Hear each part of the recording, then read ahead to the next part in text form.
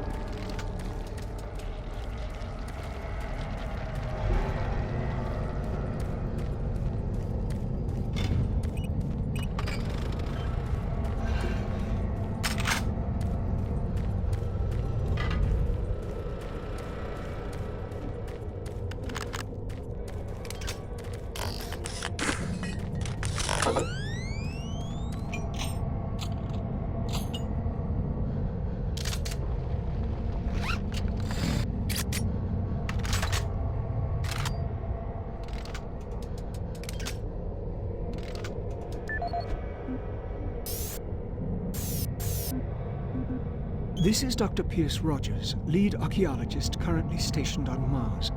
As the preliminary reports have suggested, we have made some amazing discoveries here on Mars. Life on Mars has long been theorized, but we never imagined anything like this. The initial chamber was discovered in 2115. It leads into what is now known as Site 1. Site 1 is the largest of the sites, and we are still actively working there. It is made up of a series of chambers and connecting tunnels, all of which are covered in glyphs and symbols. Using the UAC pattern processor, we have finally been able to understand some of the glyphs, and from them, here is what we have learned. The ancient people looked like us, at least to the extent that they were bipedal and were similar in shape and size. Their level of technology was astounding. For instance, the glyphs at each site were carved into the rock by some sort of machine, and each one is precisely cut from the stone.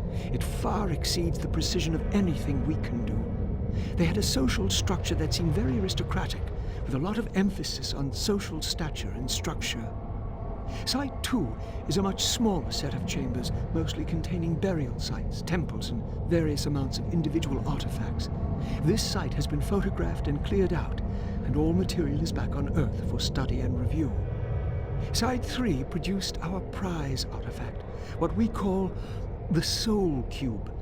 If you have read or seen the other material, you probably know that this once grand civilization was attacked by some unknown force.